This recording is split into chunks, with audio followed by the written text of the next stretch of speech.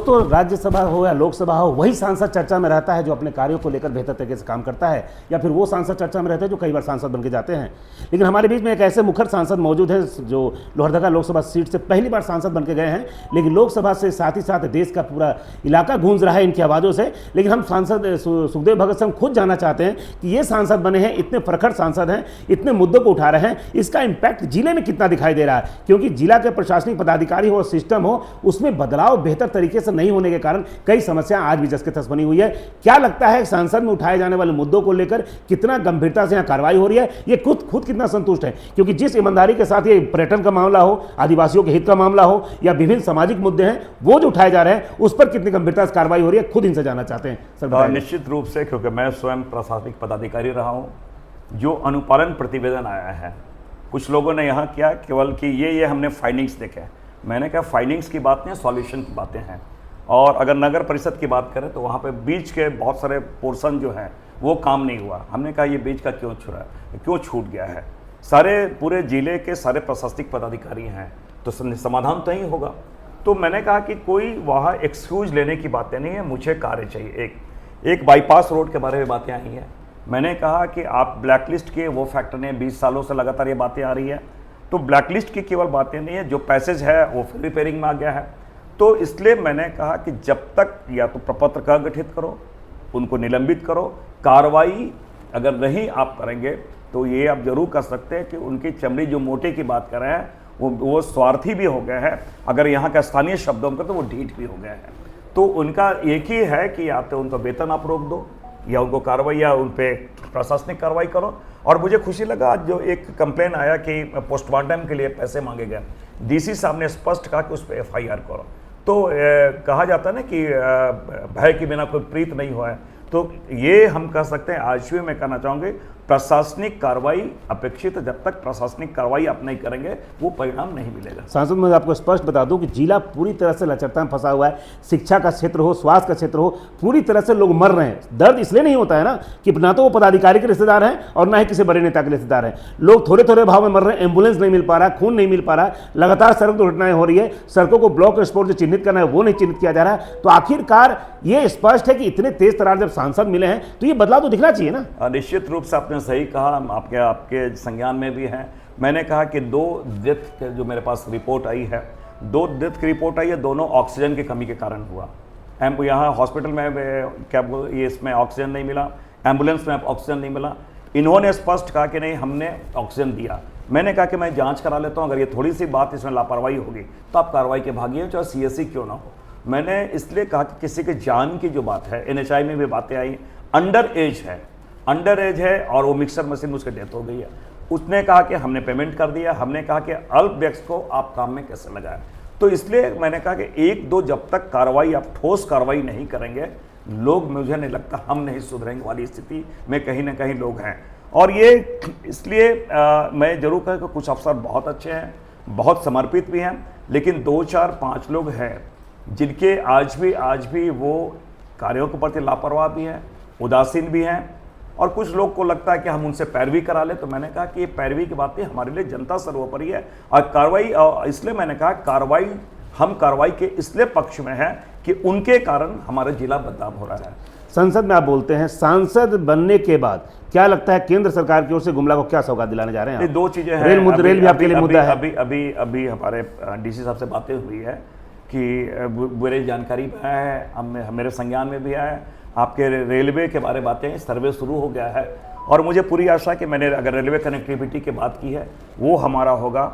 अभी DC साहब से मैंने कहा कि आप पर्यटन संवर्धन की बातें हैं, चाहे अंजन धाम हो, सिरासता नाले की बात हो, टांगीनाथ की बात हो, ऐसे जितने भी हमारे जो धार्मिक स्थल है या पर्यटन स्थल है उनके बारे में बातें हो, चाहे सारू पहाड़ की बातें हो, आप उनको देखें। और 2 चीज़ें मैं जरूर कहना चाहूँगा। आपने जो पूछा, मैंने कहा जो योजनाएं बनी, जैसे पेयजल की योजनाएं बनी, उन्होंने कहा कि RF है, रिजर्व फॉरेस्ट है, वो अनुमति हमें नहीं दे रही है।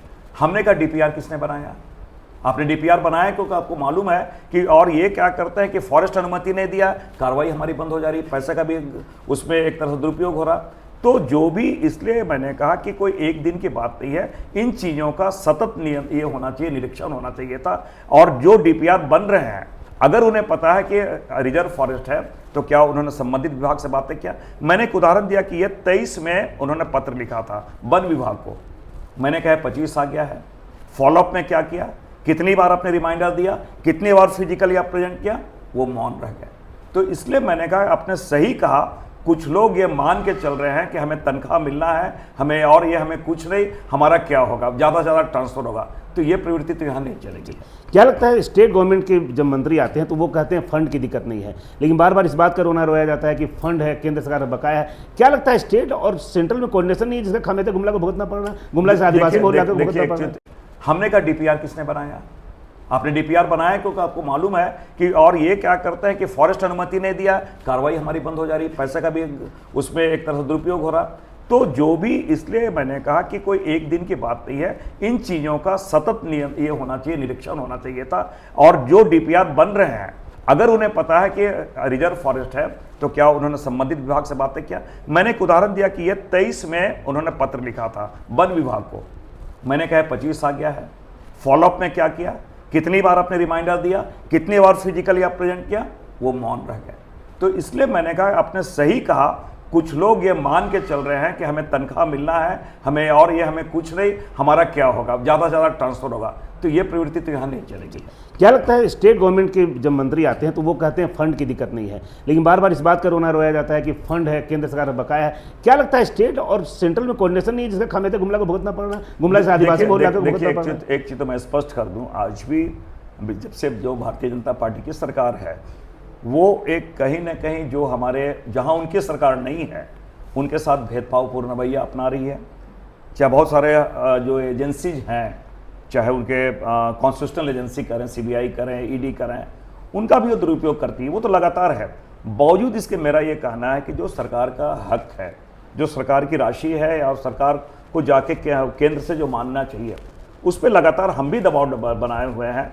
अब जैसे 136 लाख करोड़ रुपए की जो बात आ रही है, जो अभी बढ़ के हो गई है, उस पे कोल फील्ड का जो पैसे है, कंपनसेशन के पैसे हैं, लैंड एक्विजिशन के पैसे हैं, बहुत सारे ऐसे चीज़ें हैं, वो करें, आज तक क्लियर नहीं हुआ है।